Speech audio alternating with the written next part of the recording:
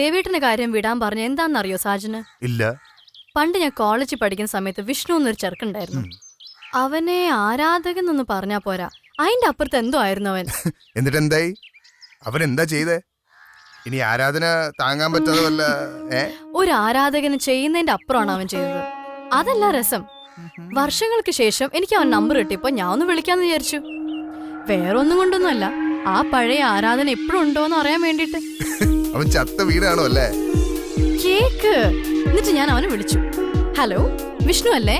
എന്നിട്ട് ഞാൻ അവനെ കോറെ നേരിട്ട് വട്ടം കളിപ്പിച്ചു. അവസാനം ഞാൻ പറഞ്ഞു, ദേ ഞെട്ടണ്ട, ഇത് പാർവതി മേനനാണെന്ന്. ഇത് കേട്ട ഉടനെ അവനൊരു കരച്ചിലങ്ങ് കരഞ്ഞു. അയ്യോ, പിന്നെ എന്റെ ജീവിതത്തിലേക്ക് അവള് കടന്നു വരികയാണെന്ന് ആലോചിച്ചിട്ടായിരിക്കും അവൻ ചിരിച്ചത്. സാജന് തമാശക്ക് പറഞ്ഞാണോ അതോ കാര്യമായിട്ട് പറഞ്ഞാണോ? ഞാൻ തമാശക്ക് പറഞ്ഞ. സാജൻ ഇത് കാര്യമായിട്ട് പറഞ്ഞല്ലേ? അല്ല, തമാശക്ക് പറഞ്ഞ. അല്ല, സാജൻ ഇത് കാര്യമായിട്ട് പറഞ്ഞതാ. എപ്പോഴും നീ ജയിക്കുന്ന എനിക്കിഷ്ടം, അതുകൊണ്ട് ഇതും ഞാൻ സമ്മതിക്കാം. ശരിയാ, ഞാൻ കാര്യമായിട്ടാ പറഞ്ഞത്. ആഹാ, കാര്യമായിട്ട് പറഞ്ഞാണല്ലേ? എന്നാ ശരി, ഇതും കൂടി കേട്ടോ. സാജന്റെ അവസരം പോയി, ഇനി നമ്മൾ തമ്മിൽ കാണില്ല. പറു ഇത്ര നിസ്സാര കാര്യങ്ങൾക്ക് ഇത്രയും വലിയ തീരുമാനം എടുക്കുന്ന ചീപ്പാണ്. ഓഹോ, അപ്പൊ ഞാൻ ചീപ്പാണെന്നാണല്ലേ? അയ്യോ, ഒന്നല്ല ഞാൻ പറഞ്ഞേ. എന്നൊരു ധ്വനി സാജന് പറച്ചിലുണ്ടായിരുന്നു. അത് വേറെ നിന്റെ തോന്നലാണ്. തോന്നിയതാണല്ലോ സാജൻ പറഞ്ഞത്. പറയുന്ന കാര്യം തോന്നി പോലെ എടുത്തിട്ട് എന്നോട് ദേഷ്യപ്പെട്ടിട്ട് വല്ല കാര്യമുണ്ടോ? ദേഷ്യപ്പെടുന്ന രീതിയിൽ സംസാരം കൊണ്ടുവച്ചിട്ട് എന്തിനാ ദേഷ്യപ്പെടുന്നതെന്ന് വെച്ചാൽ ഞാൻ എന്താ പറയാ? പറയേണ്ടത് പാറു തന്നെയാ. ഞാൻ എന്താ പറയേണ്ടത്? എന്തിനാ എത്ര നിസ്സാര കാര്യം പറഞ്ഞ് വലുതാക്കുന്നതെന്ന്? ആരാ വലുതാക്കിയത്? പറ, ആരാ വലുതാക്കിയത്? Okay okay, relax. ഞാനാണ് പ്രശ്നം ഉണ്ടാക്കിയത്, ഞാനാണ് അത് വലുതാക്കിയത്. ഓക്കെ, പക്ഷേ ഞാനൊരു പ്രശ്നം ഉണ്ടാക്കിയപ്പോ നീയും പ്രശ്നം ഉണ്ടാക്കിയില്ലേ? പിന്നെ ഞാനത് വലുതാക്കിയപ്പോ നീയും വലുതാക്കിയില്ലേ? അപ്പൊ ഞാനത് കോംപ്രമൈസ് ചെയ്യുമ്പോ നീയും കോംപ്രമൈസ് ചെയ്യണ്ടേ? റാസ്കൽ. നിന്റെ അച്ഛൻ.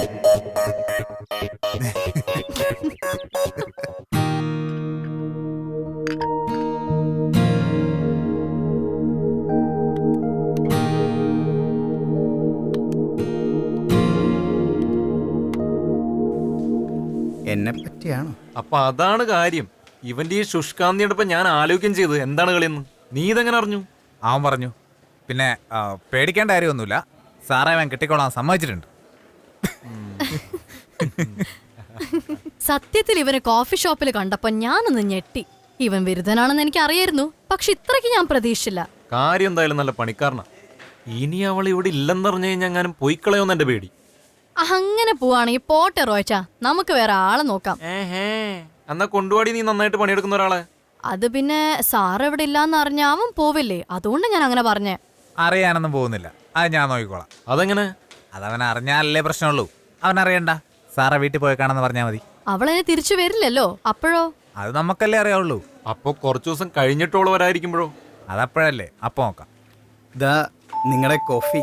ഹോ, ഇത്ര ഉത്തരവാദിത്തമുള്ള ഒരു പയ്യനെ നേരത്തെ കിട്ടിയിരുന്നെങ്കിൽ ഈ കോഫി ഷോപ്പ് ഞാൻ ഒരു നല്ല നിലയിലെത്തിച്ച. താങ്ക്സ് ഉണ്ട് ട്ടോ റോയിച്ച.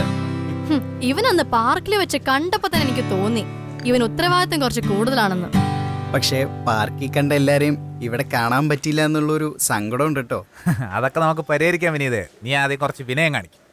വിനയം കാണിക്കാം, എത്ര വേണേലും കാണിക്കാം.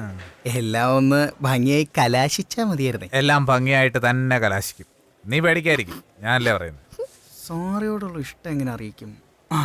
ഓക്കെ, എനിക്കൊരു ഇഷ്ടമുണ്ട്. ഞാനത് ഇവിടെ ഒരാളോട് പറഞ്ഞിട്ടുണ്ട്. എല്ലാം അറിയുമ്പോൾ സമ്മതിച്ച് അനുഗ്രഹിക്കണം. നീ ഇപ്പോ ലാലേട്ടനല്ലേ ഇമിറ്റേറ്റ് ചെയ്തത്? അതെ, എങ്ങനെയുണ്ട്?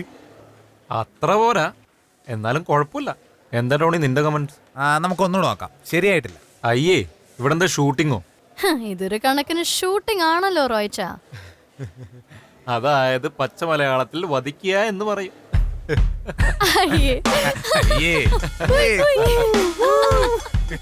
മിമിക്രി കാണിച്ചിരുന്ന ആദ്യ കാലഘട്ടങ്ങളിൽ കിട്ടിയ അതേ മനോഹരമായ ആശയം.